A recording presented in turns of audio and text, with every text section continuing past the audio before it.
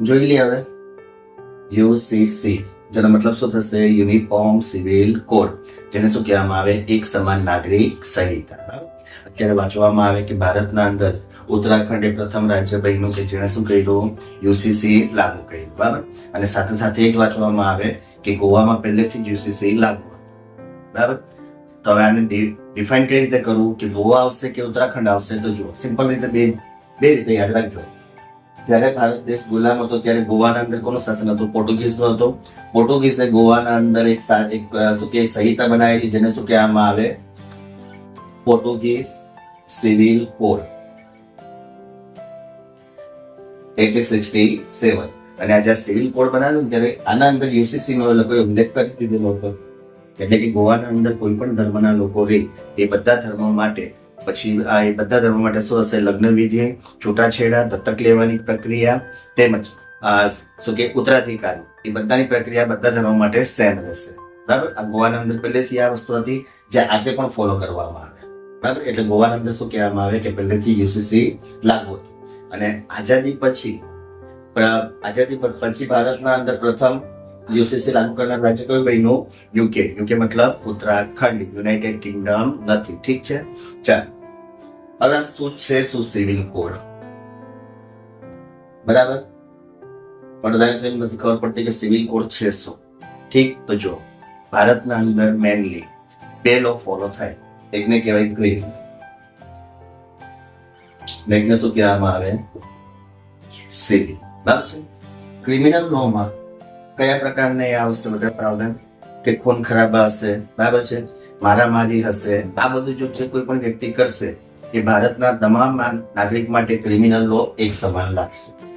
કહેવાનો મતલબ કોઈ અમીર વ્યક્તિ એટલે કે મુકેશ અંબાણી કોઈનું ખૂન કરે કે કોઈ ગરીબ વ્યક્તિ કોઈનું ખૂન કરે તો એને ફાંસીની સજા થશે. આના અંદર કોઈ અલગ અલગ પ્રાવધાન નથી.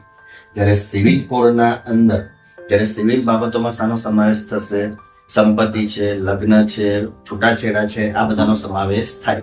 અને આ સિવિલના અંદર આપણા અહીંયા એક સમાન નથી બધા માટે. હિન્દુ માટે અલગ છે, મુસ્લિમ માટે અલગ છે, ક્રિશ્ચિયન માટે અલગ છે, બધાના પોતપોતાના ધર્મ પ્રમાણે અલગ અલગ છે. બરાબર છે. અને આને જ આ બધા ધર્મનું જે અલગ અલગ બધા રીત રિવાજ છે તેને એક સમાન કરવાને શું કહેવામાં આવે? Uniform civil code. બરાબર છે. ચાલો જો અગાઉ તમને વાત કરું તો ભારતીય જે હિન્દુ લોકો છે એ લોકોના છૂટાછેડા કે લગ્ન વિધિ જે બધું ચાલે ને, અને જે કોર્ટ કેસ થાય ને, તો એ કોર્ટ કેસ શાના પ્રમાણે ચાલશે? હિન્દુ એક્ટ 1955. બરાબર છે. અગર એ જ વસ્તુ જો મુસ્લિમ લોકો સાથે થશે તો મુસ્લિમના અંદર કયા પ્રમાણે ચાલશે? તો મુસ્લિમનું પર્સનલ લો છે એના પ્રમાણે ચાલે. બરાબર છે. અને ક્રિશ્ચિયન લોકો પણ અલગ રીતે ચાલશે. ઠીક છે. તો આ જે છે આ બધું જે અલગ અલગતા છે એને એક કરવા માટે કે ભારતના અંદર હિન્દુ હશે, મુસ્લિમ હશે કે પછી શીખ હશે કે પછી કોઈ પણ હશે, જૈન, બુદ્ધિઝમ, બરાબર છે, એ લોકોના માટે બધા માટે લગ્ન છે, છૂટાછેડા છે, દત્તક લેવાની પ્રક્રિયા છે, ઉત્તરાધિકારી છે, આ બધા માટે બધા ધર્મો માટે શું રહેશે? એક સમાન કાયદો રહેશે, જેને શું કહેવામાં આવે? Uniform civil code. બરાબર છે. બાકી હું તમને વાત કરું તો મુસ્લિમના અંદર મુસ્લિમ પર્સનલ લોમાં શું કહેવાય? 13 વર્ષ પછી કોઈ છોકરી હોય તે શું કહેવાય? એ નાબાલિગ નહીં ગણાય એ લોકોના લો પ્રમાણે. બરાબર. અને એ લોકોના અંદર 13 વર્ષ પછી લગ્ન કરવાની છૂટ છે. જ્યારે આપણે હિન્દુમાં કેવું છે? છોકરી માટે કેટલી વર્ષ ઉંમર જોઈએ? 18 વર્ષ જોઈએ. બરાબર છે. એટલા માટે તો આ પર્સનલ લો અને આ પોક્સો એક કાયદો આવેલો, પોક્સો એક્ટ 2012 ના અંદર. બરાબર. આ શું કે protection of children from sexual offences act 2012. બરાબર છે. Protection of children from sexual offences ને આના અંદર એવું કીધેલું છે કે જે છોકરીની ઉંમર 18 વર્ષથી નાની હોય ને એના સાથે જો કોઈ પણ યૌન પીડિત એ કરવામાં આવે અથવા તો એના સાથે જો મેરેજ પણ કરવામાં આવે 18 વર્ષથી નીચી વયની છોકરી સાથે, તો એને શું કહેવાશે? બાળ વિવાહ. અને બાળ વિવાહ એ ગુનો છે. બરાબર છે. ત્યારે પર્સનલ લો શું કે 13 વર્ષ પછી છોકરી છે તે શું કે મેરેજ કરવા માટે તૈયાર હોય છે. બરાબર છે. એટલે બાળ વિવાહ બનતો નથી. બરાબર. તો અલગ અલગ જે બધા ધર્મો પ્રમાણે અલગ અલગ શું છે? કાયદા છે. બરાબર છે. સેમ એક પ્રોસેસ છે છૂટાછેડાની પણ. હવે ભારતના અંદર શું કહેવામાં આવે કે જ્યાં ભારતના આપણા હિન્દુના અંદર શું છે? બીજા લગ્ન કરવા એ અવૈધ છે, જ્યારે મુસ્લિમમાં બીજા લગ્ન કરી શકાય. બરાબર. તો આ જે બધી ભિન્નતા છે તેને શું કરવાના છે? એક સમાન બધા માટે એક સમાન એક કાયદો બનાવવાના છે અને એને નામ આપેલું છે યુસીસી. બરાબર છે. અચ્છા, યુસીસી એ બંધારણ રીતે પ્રાવધાન કરવામાં આવેલું છે? તો હા, યુસીસી તમને બે જગ્યા પર જોવા મળશે. અગર જો માની લો સ્ટેટમેન્ટમાં એવું પૂછે કે કોઈ પણ રાજ્ય યુસીસી લાગુ કરવું હોય તેણે રાષ્ટ્રપતિની પૂર્વ મંજૂરી લેવી પડશે, હા કે ના, તો લેવી પડશે. રીઝન, યુસીસી એ તમારી સંયુક્ત યાદીનો વિષય પણ છે. સમવર્તી યાદી કહેવાય ને, કોન્કરન્ટ લિસ્ટ, એનો વિષય છે યુસીસી. બરાબર, એક્ઝામની દ્રષ્ટિએ આ યાદ રાખવાનું. એક સમાન નાગરિક સંહિતા એ કયા વિષયનો ભાગ છે? તો સંયુક્ત યાદી. બરાબર છે. બીજી વસ્તુ, યુસીસી જે છે, બરાબર, એ કયા અનુચ્છેદ પ્રમાણે લાગુ કરી શકાય? તો બંધારણનો અનુચ્છેદ 44. આ 44 અનુચ્છેદ ક્યાં આવશે તમને? તો ભાગ 4 માં જોવા મળશે, જેને કહેવામાં આવે DPSP, જેનો મતલબ શું થશે? Directive principles of state policy, જેને આપણે ગુજરાતીમાં શું કહીએ?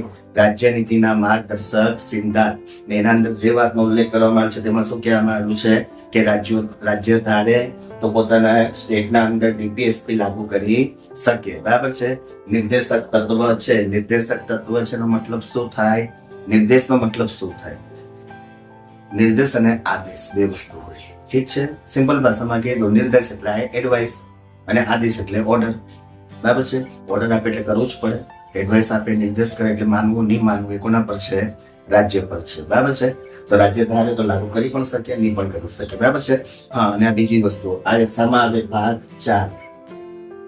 આ ભાગ 4 ને સુપ્રીમ કોર્ટ કે હાઈકોર્ટમાં કોઈ પણ કોર્ટમાં ચેલેન્જ કરી શકાતું નથી કે આના અંદર જે વસ્તુનો ઉલ્લેખ કર્યો છે એ રાજ્યએ કમ્પલસરી લાગુ કરવું પડશે એવું બિલકુલ નથી. ઠીક છે. રાજ્યને ઠીક લાગે તો કરશે, નહીં લાગશે તો નહીં પણ કરશે. બરાબર છે.